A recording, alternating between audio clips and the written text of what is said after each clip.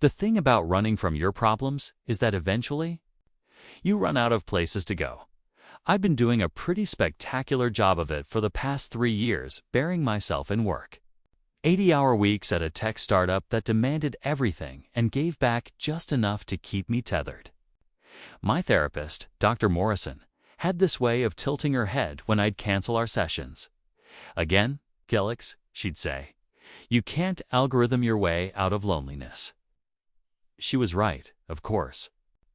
But admitting that felt like opening a door. I'd spent years barricading shut. San Francisco International Airport was its usual chaos that Thursday morning in late September, I maneuvered through the security line with the efficiency of someone who'd made this trip 24 times. Laptop already out, shoes already off, emotional walls already up and reinforced. Gate 42, Flight 847, 6 hours to JFK. A weekend conference on artificial intelligence and machine learning. And then back to my apartment where my cat, touring, would judge me silently for abandoning him again. I was early compulsively, anxiously early. The way I'd been since childhood, so I claimed a seat near the window and pulled out my phone. 3 texts from my best friend Maya, each one more exasperated than the last. Maya: "Please tell me you're not spending another weekend in a hotel room eating room service alone." Maya: Alex. Maya: "I'm setting up a Grindr profile for you. Your bio will be emotionally unavailable programmer seeks same for mutual avoidance of feelings. Must love cats." I smiled despite myself and typed back, "You know me so well. Currently at airport, about to board. We'll check in later." Her response was immediate. "You better. And for the love of God, talk to someone. A real human. With your actual voice." I pocketed the phone as the boarding announcement crackled through the speakers. Group 3. That was me. I gathered my carry-on, a sleek black backpack that contained my entire life in compressed, organized form, and joined the queue. The flight attendant, a woman with kind eyes and perfectly styled silver hair, scanned my boarding pass. "One for A, Mr. Chen. Window seat. Enjoy your flight." I nodded my thanks and made my way down the narrow aisle, already cataloging the passengers around me with a detached observation that had become second nature. Business travelers mostly, a few families. One elderly couple holding hands with the easy intimacy of decades together. Something tightened in my chest. I looked away. 14A. I stowed my bag in the overhead compartment and slid into my seat, immediately buckling in and pulling out my laptop. If I started working now, I could finish the quarterly report before we even reached cruising. Altitude, perfect. Productive.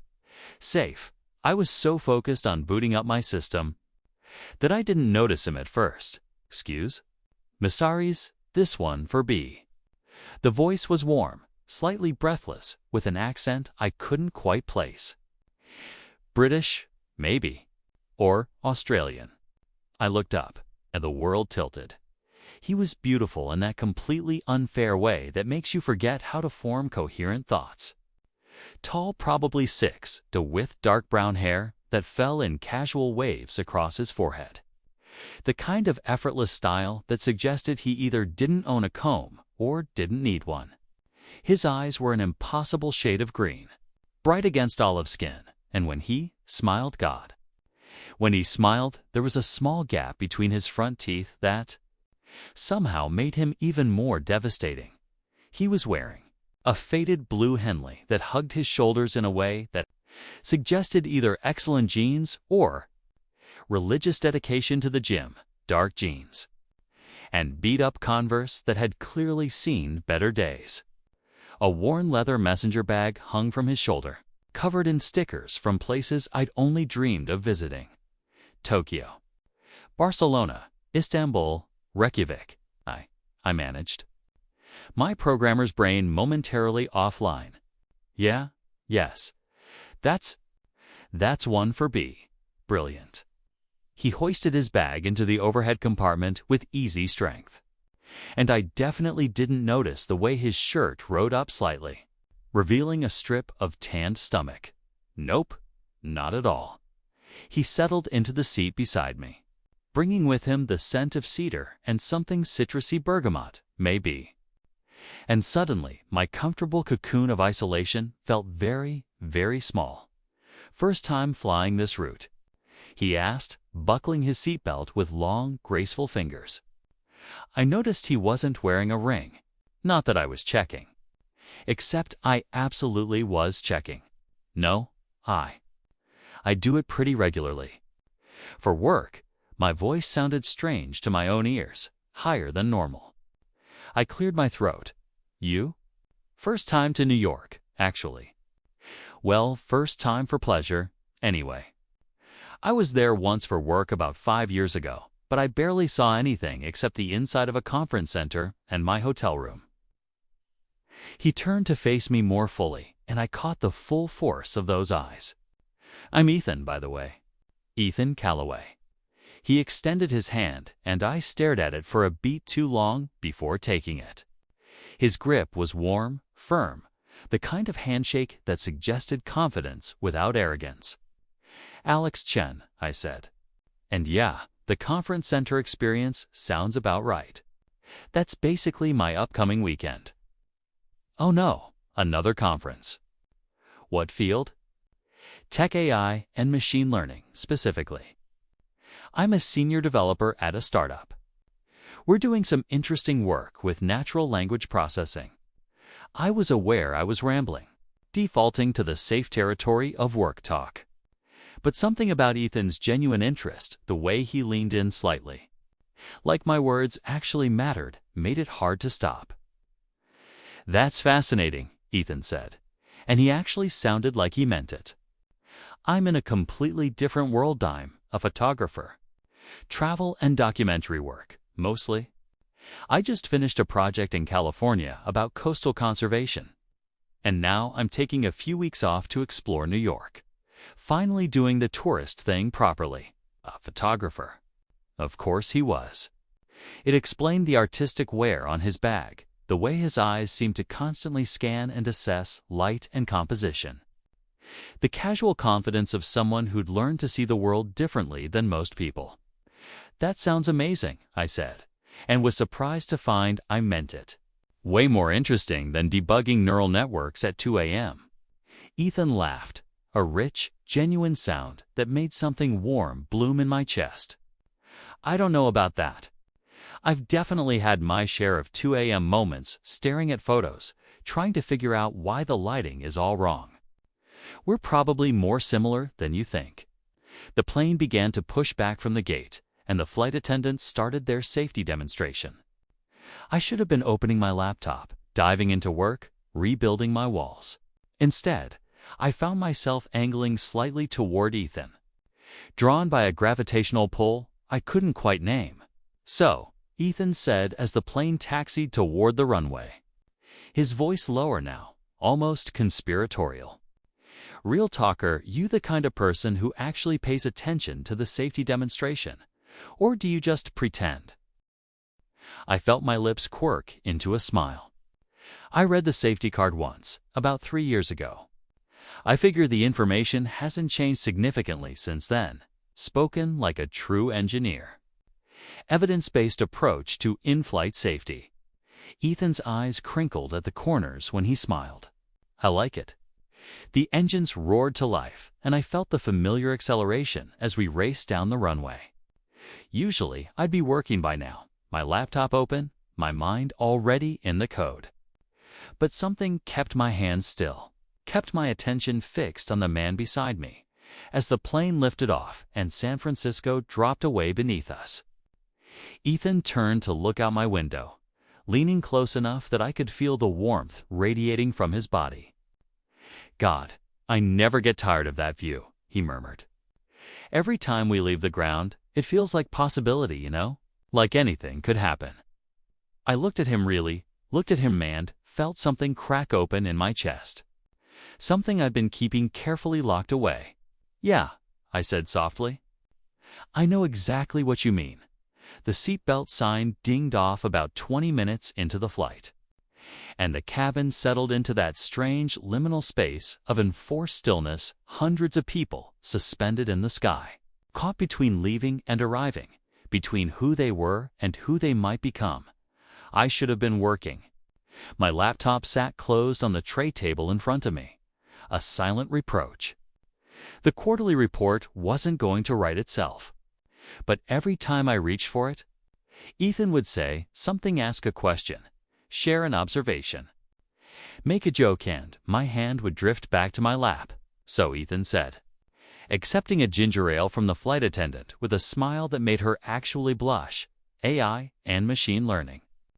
What got you into that? I'm genuinely curious. It seems like such a specific path. I took a sip of my own drink coffee, black, exactly as bitter as my soul, as Maya would say, and considered the question. Most people didn't actually want to know. They'd ask out of politeness and glaze over once you mentioned algorithms or neural networks. But Ethan's attention felt different, present, real. My dad, actually, I found myself saying. He was a computer scientist, worked on some of the early AI research back in the 80s. He used to tell me that computers were like really persistent toddlers. They'd do exactly what you told them to, which meant you had to be very, very specific about what you wanted. I loved that. The logic of it. The idea that if you could just phrase the question correctly, you could unlock anything. Ethan asked gently, picking up on the past tense. He passed away when I was 19. Heart attack. Very sudden. The words came easier than they usually did. Maybe because we were in this strange bubble of anonymity, 30,000 feet removed from real life. I was in my second year of college.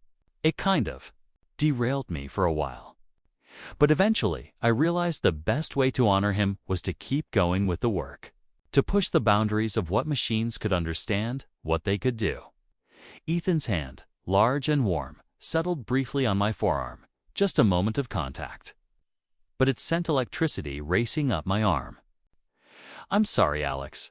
That must have been devastating. It was, I admitted, surprised by my own honesty. But it also taught me something about impermanence, about how everything can change in an instant.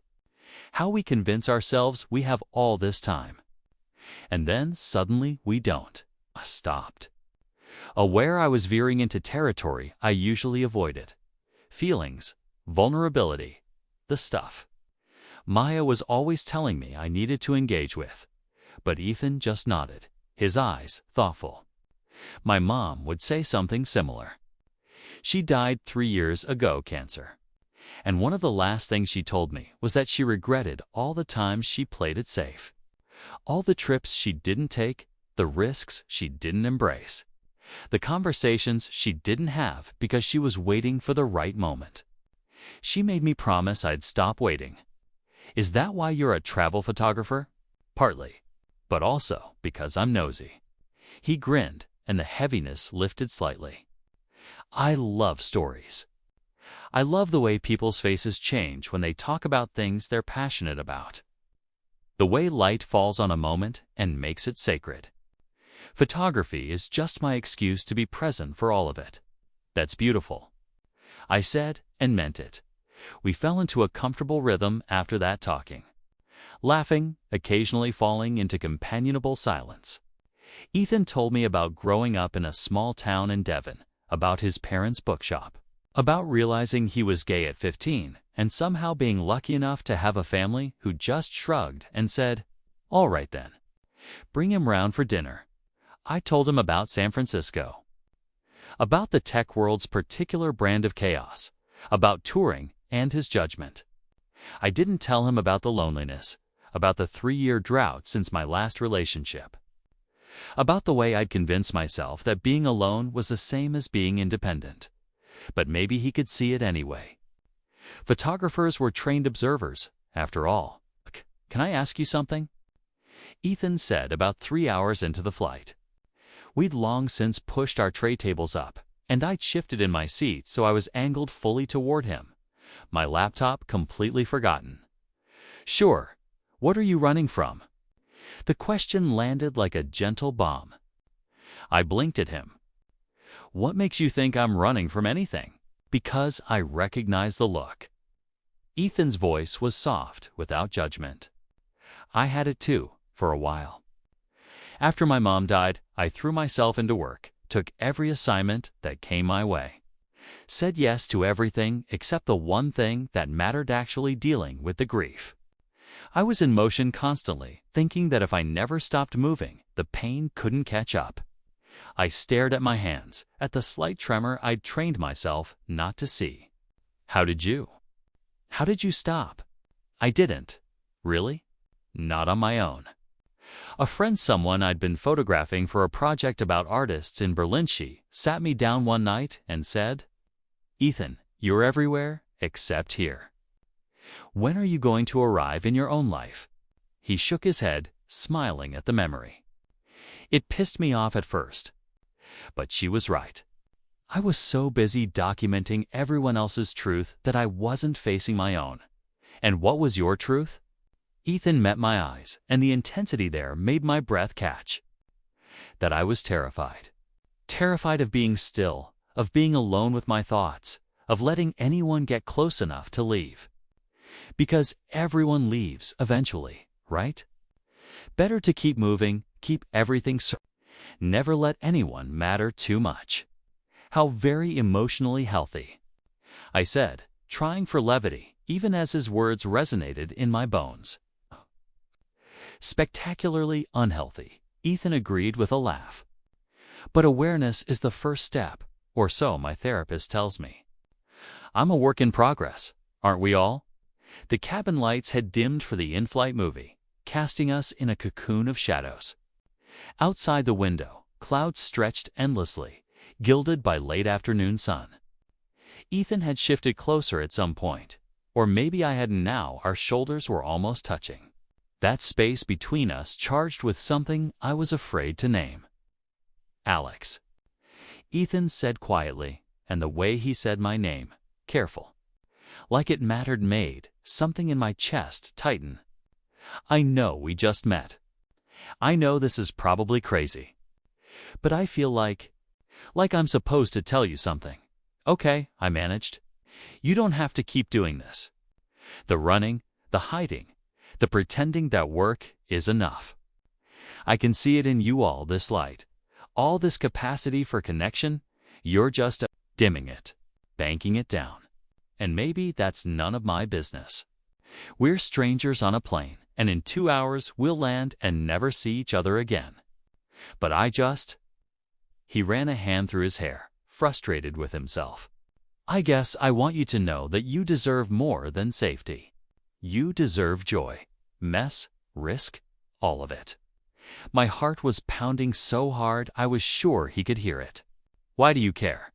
Ethan smiled, sad and sweet. Because 3 years ago, someone said the same thing to me, and it changed my life. So maybe I'm paying it forward. Or maybe... He paused, and something flickered in those green eyes. Maybe it's because in the past 3 hours, you've made me laugh more than anyone has in months. Because talking to you feels like finding something I didn't know I was looking for. And I think you feel it too. I did. God help me, I did. Ethan, I started, but I didn't know how to finish. Didn't know what I was asking for, or offering, or risking. He reached over slowly, giving me every chance to pull away, and took my hand. His palm was warm against mine, calloused in a way that spoke of cameras and climbing and living fully. I'm going to be in New York for 2 weeks, he said. And I know you have a conference, and I know this is probably insane, but would you want to have dinner with me? Tomorrow night, maybe? No pressure, no expectations. Just 2 people, a meal, and a conversation. I looked at our joined hands. Thought about Maya's texts, about Dr. Morrison's tilted head, about my father's laugh and the promise I'd made to myself that I'd live a life that mattered. Thought about the past 3 years of careful distance, of convincing myself that safe was the same as happy. And then I thought about Ethan's gap-toothed smile. His stories about light and truth. The way he'd seen through me in 3 hours more clearly than most people did in 3 years. Yes, I said, surprising myself. Yes, I'd like that. Ethan's smile could have lit up the entire cabin. Yeah. I squeezed his hand and felt the first flutter of something that might have been hope. But I should warn you, I'm terrible at dating. I'm awkward. I talk about code when I'm nervous. And I have a cat who's going to hate you on principle. Good thing I love a challenge, Ethan said. And the warmth in his voice wrapped around me like a promise. Outside the window, the sun was setting, painting the clouds in shades of gold and pink. We sat there, hands linked, watching the world turn beautiful, while the plane carried us toward whatever came. Next, I didn't open my laptop. For the rest of the flight, the plane touched down at JFK, with a gentle jolt that seemed to shake me back into reality. Around us, passengers immediately sprang into action-grabbing bags, checking phones, preparing to scatter back into their separate lives. The spell of the flight was breaking, and with it came the cold wash of panic. What had I just agreed to? Beside me, Ethan stretched, his shoulder brushing mine, and I caught that cedar and bergamot scent again. He turned to me with that devastating smile, completely unaware of the small crisis unfolding in my brain. Well, he said, pulling his phone from airplane mode, that was the fastest 6 hours of my life. Yeah, I managed. My own phone buzzing to life with a cascade of notifications. Work emails. Slack messages. Maya demanding to know if I'd talked to any humans. The real world demanding my attention. We gathered our things in the orchestrated chaos of deplaning, shuffling down the aisle with the rest of the passengers. Ethan's hand found the small of my back briefly as we navigated the crowd, a gentle guidance that sent sparks up my spine. Such a small touch. Such a big reaction. The jetway spat us out into Terminal 4. And suddenly, we were in the full chaos of JFK on a Thursday evening, thousands of people rushing past. The smell of Starbucks and Auntie Anne's pretzels. Announcements echoing overhead in that particular airport distortion that made every language sound alien. We paused at the intersection where our paths would naturally diverge. Ethan toward baggage claim. Me toward ground transportation and my hotel in Midtown. So, Ethan said, adjusting his messenger bag on his shoulder. In the harsh airport lighting, I could see details I'd missed on the plana small scar above his left eyebrow. The shadow of evening stubble along his jaw. The way his eyes crinkled even when he wasn't fully smiling. Tomorrow night dinner. Are you still in? The sensible part of my brain, the part that had kept me safe and alone for 3 years, started its familiar chorus. You don't know him. This is crazy. You have a conference. You should focus on work. Remember what happened last time you let someone in? But there was another voice too, quieter but more insistent. It sounded like my father's laugh, like Maya's exasperation, like Dr. Morrison asking, "What are you really afraid of, Alex?" I'm in, I said, before I could talk myself out of it. But I should warn you, I finish at the conference around 7. Is that too late? That's perfect, actually. Gives me time to explore the city a bit, take some photos. Ethan pulled out his phone. Here, let me get your number. We exchanged phones, fingers brushing in the transfer. I watched him type his contact information, noticed he listed himself simply as Ethan, with a plain emoji. Something about that small detail, the playfulness of it, the acknowledgement of where we'd met, made me smile. There, he said, handing my phone back. Now you can't escape. Is that what you think I'll do? Ethan's expression grew more serious, those green eyes seeing too much. I think you're scared. I think you're probably already planning 17 ways to cancel. But I'm hoping he stepped closer, close enough that I had to tilt my head back slightly to maintain eye contact. I'm hoping that the part of you that said yes on the plane is louder than the part that's trying to protect you. You barely know me, I protested weakly. I know enough. His voice was soft but certain. I know you loved your father. I know you named your cat after Alan Turing. I know you do that thing where you bite your lower lip when you're thinking hard about something. I know that when you laugh, freely laugh, not that polite chuckle you use as a defense mechanism, your whole face lights up. And I know that you feel this too. He gestured between us. This, whatever this is, my heart was thundering. Ethan, tomorrow night, 7:30. I'll text you the address. He reached out and squeezed my arm gently. Don't overthink it. Alex, just show up. And then, before I could respond, before I could spiral further, he winked at me and headed toward baggage claim, disappearing into the crowd with his easy, confident stride. I stood there for a long moment. People flowing around me like I was a stone in a stream. My phone clutched in my hand and Ethan's words echoing in my head. Just show up. My phone buzzed. Maya, you landed. Tell me you at least made eye contact with another human being on that flight. I looked at Ethan's contact information, at the plane emoji, at the promise of tomorrow night. Alex, I think I might have done something insane. Maya. Finally, tell me everything. The Marriott Marquise in Times Square was exactly as soulless as I remembered dull gleaming surfaces and corporate efficiency, designed to make every business traveler feel identically comfortable and numb. I checked in, rode the elevator to the 18th floor, and stood in the doorway of my room, looking at the king bed and the desk, and the window overlooking the glittering chaos of Times Square. My phone buzzed. Ethan made it to my Airbnb in Brooklyn. Place is tiny, but has a balcony with a view of the Manhattan skyline. It's beautiful. How's your hotel? I took a photo of my sterile room and sent it to him. Alex, it's very beige. Ethan, perfect for you then. Lots of neutral emotions to match the neutral decor. Alex, wow.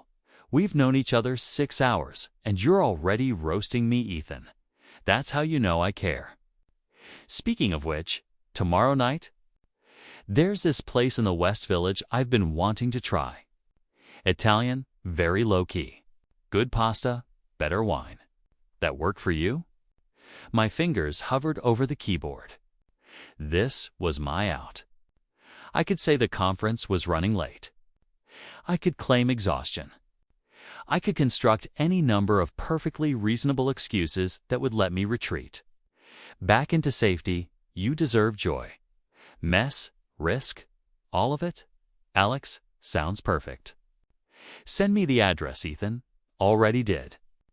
Now, go get some sleep. You have a whole day of talking to computers tomorrow. I'm sure they missed you, Alex. Good night. Ethan, good night. Alex Chen. I set my phone down and caught my reflection in the mirror above the desk. My hair was disheveled from the flight, my shirt wrinkled. My eyes bright with something I hadn't seen there in a long time. I looked alive.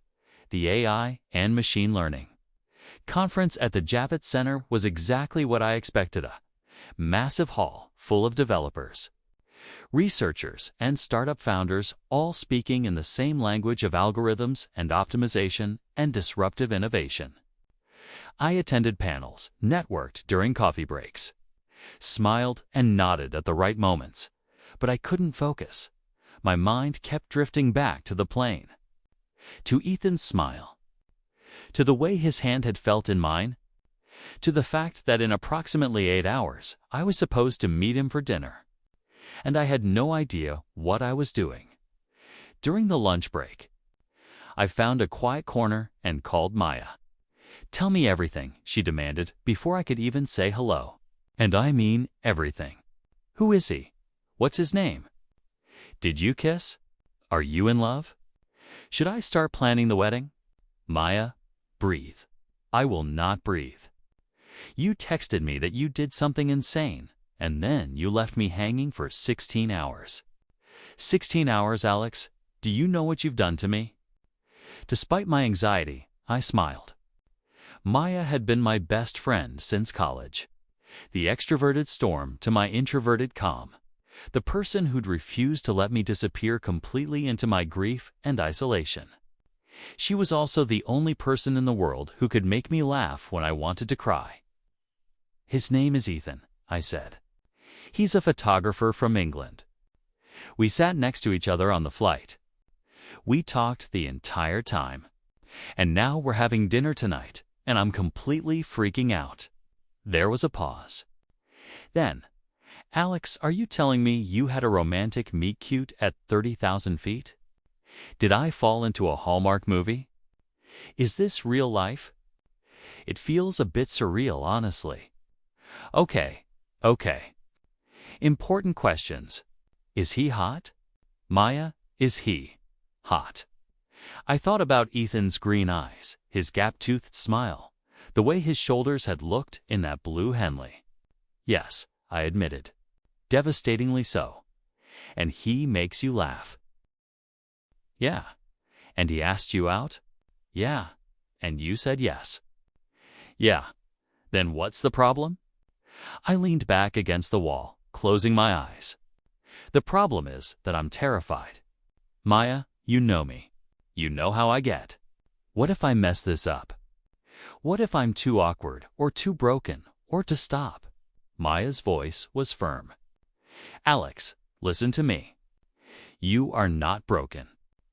You're hurt and you're healing, and those are completely different things.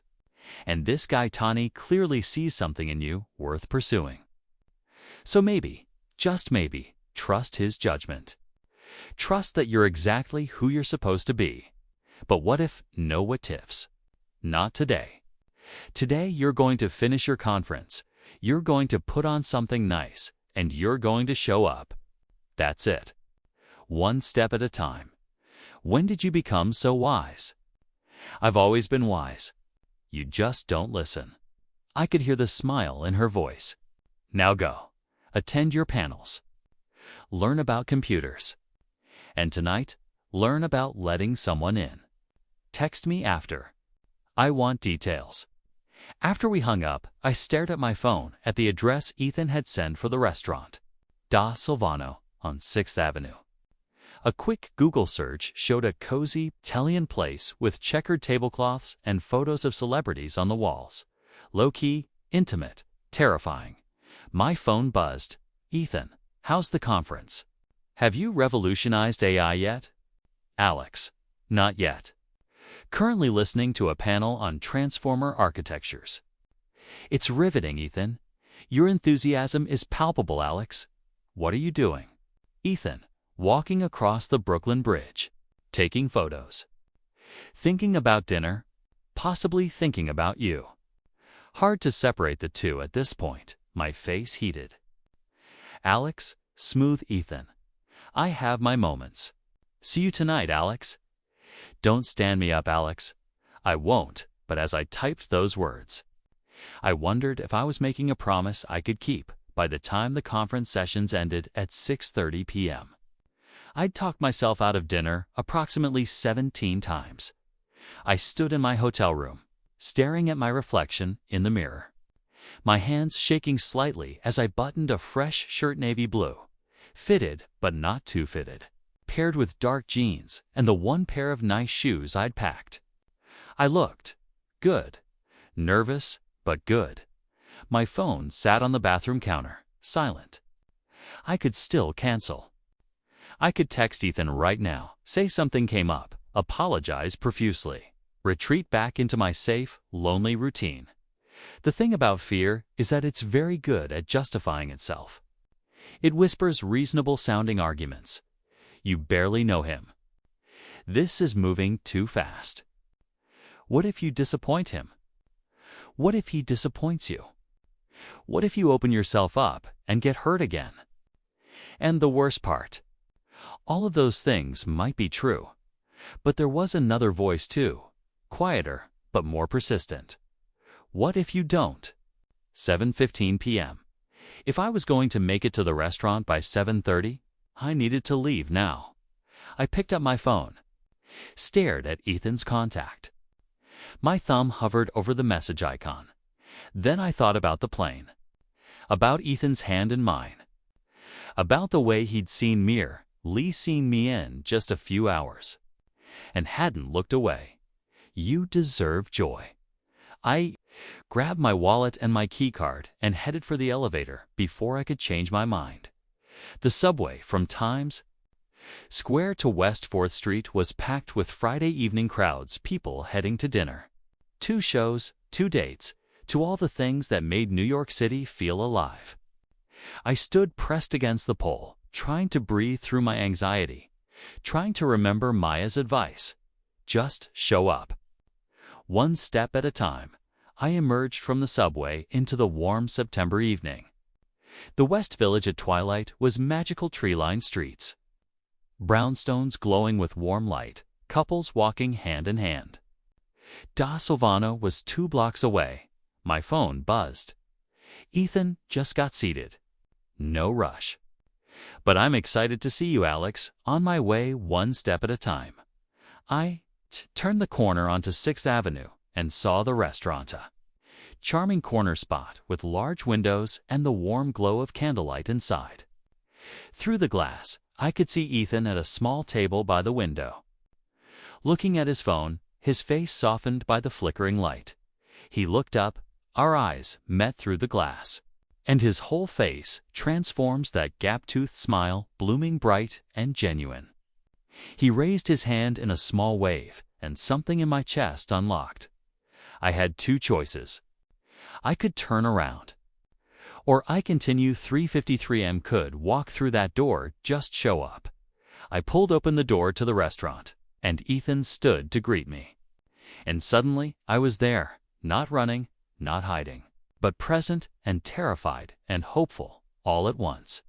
You came, Ethan said, and there was relief in his voice, like he'd been half afraid I wouldn't. I almost didn't, I admitted, but you did. He gestured to the chair across from him.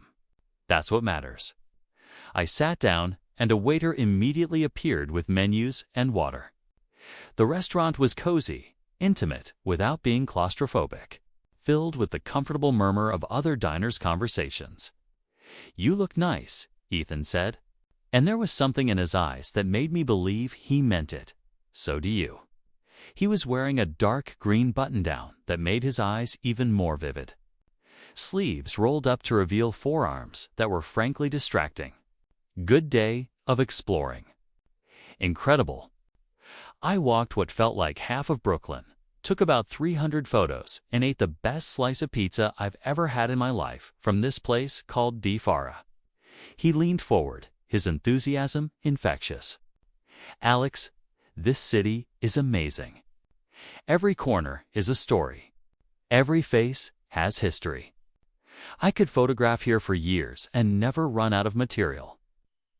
I found myself smiling, his energy pulling me out of my anxiety. Where else have you been? For photography, I mean. God, everywhere.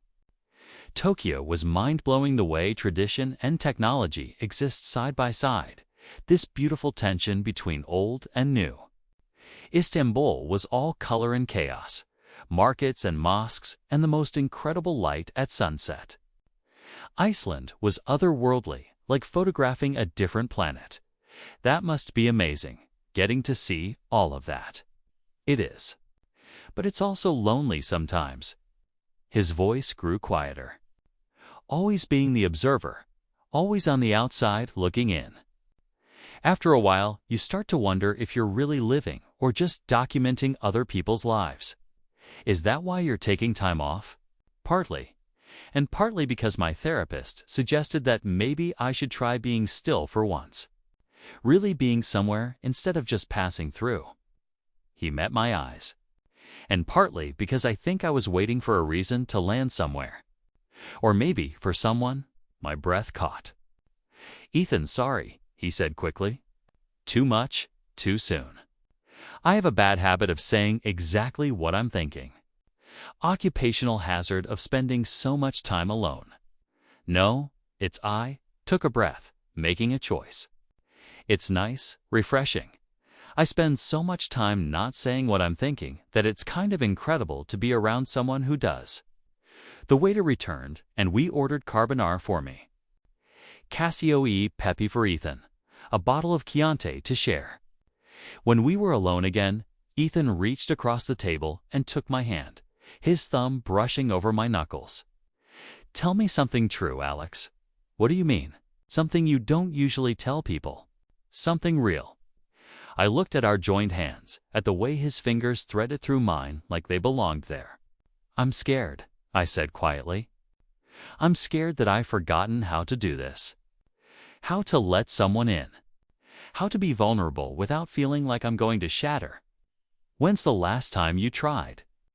3 years ago. His name was David.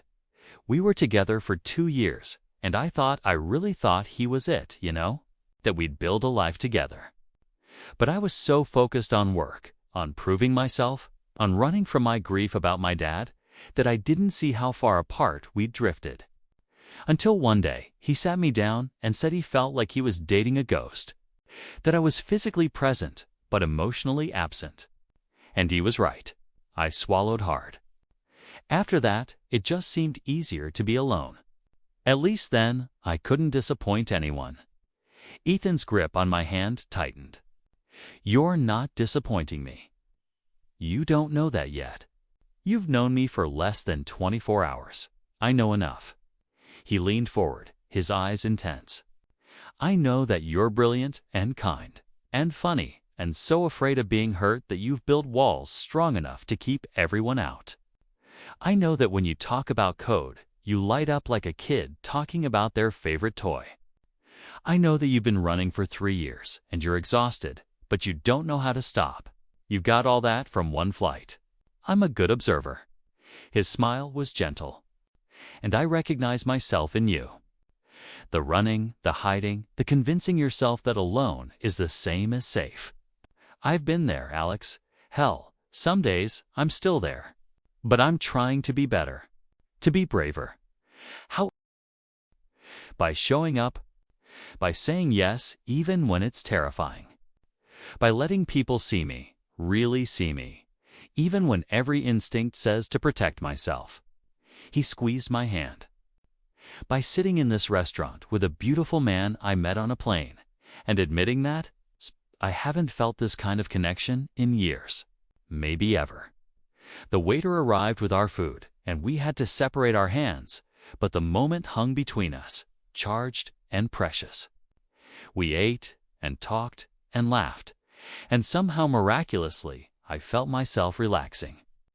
The walls I'd built so carefully over the past 3 years didn't crumble all at once, but they developed cracks. Small fissures that let light in. Ethan told me about growing up gay in a small English town. About the surprising acceptance he'd found.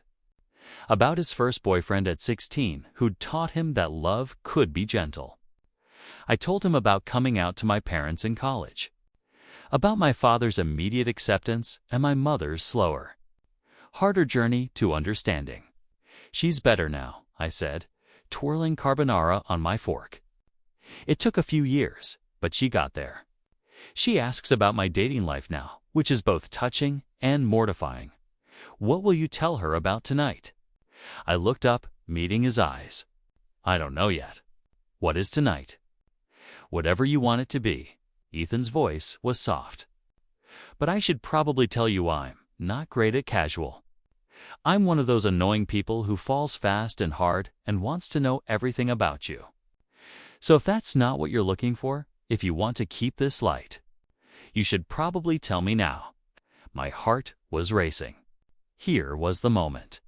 The choice. I could pull back, protect myself, keep this surface level. Or I could jump.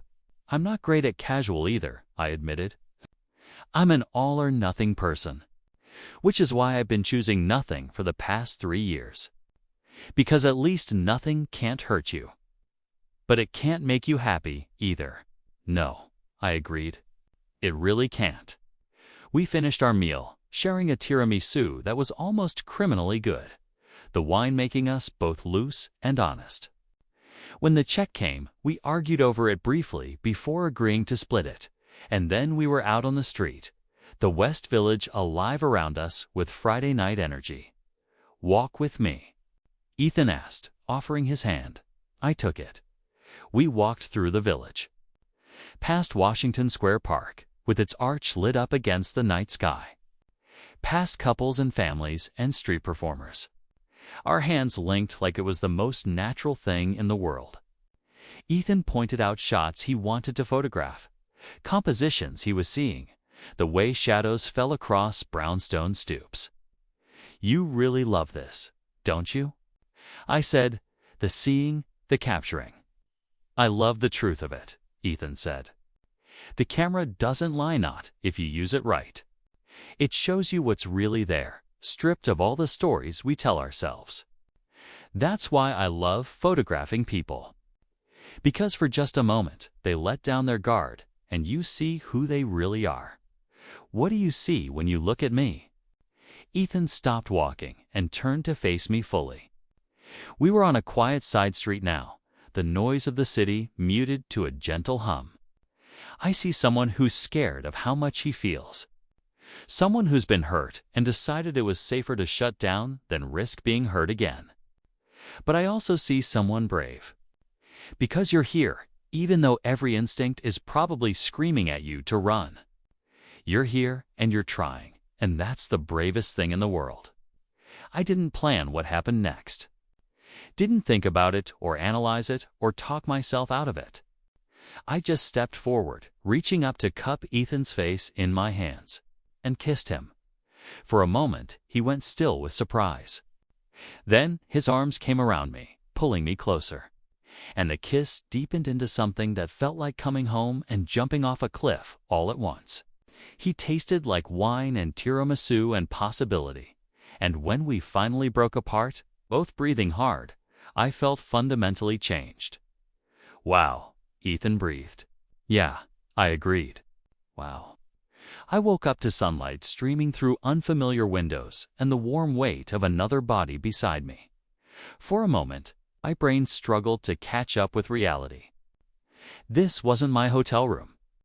This was Ethan's Airbnb in Brooklyn, a cozy studio with exposed brick walls, plants on every available surface, and a small balcony overlooking a tree-lined street. I could hear the sounds of the city waking up, car horns, distant conversation, the rhythmic pulse of Saturday morning, and beside me, still asleep, was Ethan. We hadn't had sex. After the kiss, that devastating, world-tilting kissweed walked back to his place, talking and laughing and stealing more kisses on street corners like teenagers. We'd sat on his balcony drinking tea. He'd somehow found Yorkshire Gold in a Brooklyn bodega, talking until 2 a.m. about everything and nothing. And then, when I'd said I should probably get back to my hotel, he'd looked at me with those green eyes and said, "Or you could stay, just to sleep. I'm not ready for you to leave yet." So I'd stayed. Now in the gentle morning light, I studied him. His hair was mussed from sleep, falling across his forehead in dark waves. His face was relaxed, younger somehow, with his guard completely down. There was that scar above his eyebrow. Asked about it last night. And he'd told me about a childhood tree climbing accident that his mom had never quite forgiven him for. His lips were slightly parted. I remembered with visceral clarity how they'd felt against mine. As if sensing my gaze, Ethan's eyes fluttered open. For a moment, he looked confused. Then his face broke into that smile, the one that made my chest feel too small for my heart. "Morning," he murmured, his voice rough with sleep. "Morning, you stayed. I stayed." He reached out, his hand finding mine under the covers, fingers threading together like they'd done it 1,000 times before. "How are you feeling?" It was such a simple question, but loaded with meaning. How was I feeling? Terrified, exhilarated, like I'd jumped off a cliff and discovered I could fly. Like I was making a terrible mistake. Like I was finally making the right choice. Overwhelmed, I admitted. But in a good way, mostly.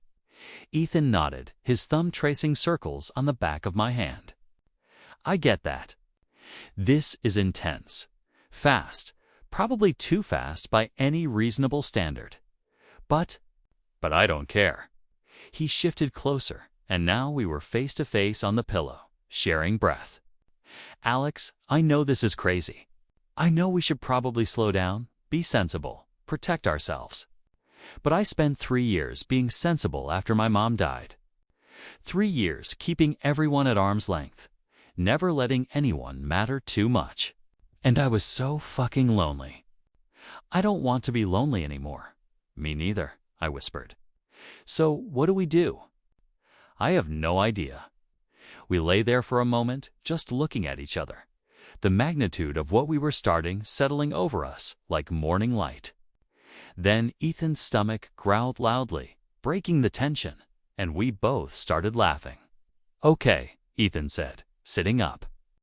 Important question. Pancakes or bagels?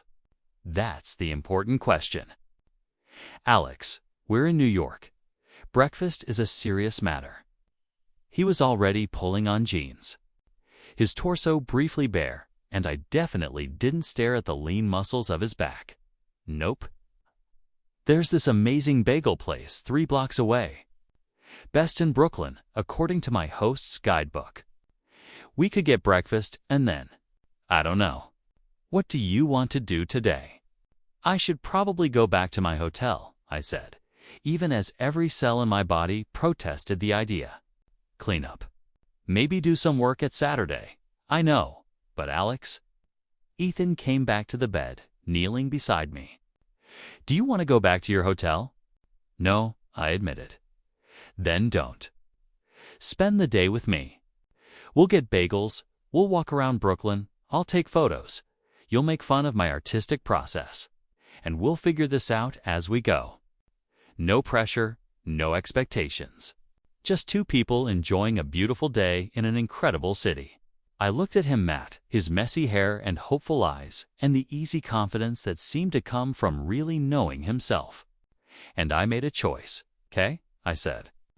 Bagels, Brooklyn. Figuring it out. Ethan's smile could have powered the entire city. The bagel place, Shelsky's of Brooklyn, was everything Ethan had promised. Crowded, chaotic, and serving bagels that might have actually been heaven in carb form. We got everything bagels with lox and cream cheese and ate them on a bench in Prospect Park. Watching dogs chase frisbees and families spread out picnic blankets in the late September warmth. Tell me something, Ethan said. Cream cheese on the corner of his mouth. I reached over and wiped it away without thinking, and the casual intimacy of the gesture made something warm bloom in my chest. What would you be doing right now if we hadn't met? Honestly, probably working in my hotel room. Maybe calling Maya to confirm that I'm emotionally stunted. Definitely not eating the best bagel of my life in Prospect Park. And is this better? So much better, it's not even close. We walked for hours after that, meandering through Brooklyn with no particular destination in mind. Ethan photographed everything street art in Bushwick, brownstones in Park Slope. A kid blowing bubbles in a community garden, an elderly couple slow dancing on their stoop to music only they could hear. He was completely in his element, seeing compositions where I just saw buildings and people, finding beauty in the mundane. Okay, your turn, he said as we stopped at a vintage bookstore in Fort Greene. Tell me something you've never told anyone. I browsed a shelf of science fiction paperbacks, considering the question. I wanted to be a writer when I was a kid. Before I got into coding, I used to write these elaborate fantasy stories. I'm supposed to fly back to London in a week. I have a project starting in early November. It's a documentary about climate refugees in Southeast Asia. It's important work, and I'm committed to it. I understand, but he reached across the table and took my hand. But I don't want to wait until November to see you again. So I was thinking, what if I extend my trip? Anna, stay in New York another week after you leave. And then, before I fly to London, What if I come to San Francisco for a few days? Meet your cat. See your world. Figure out if this can actually work beyond the bubble we've been living in. Hope and fear warred in my chest. You'd do that? Alex, I'd rearrange my entire life for this. For you, his eyes were intense, serious. I know it's fast.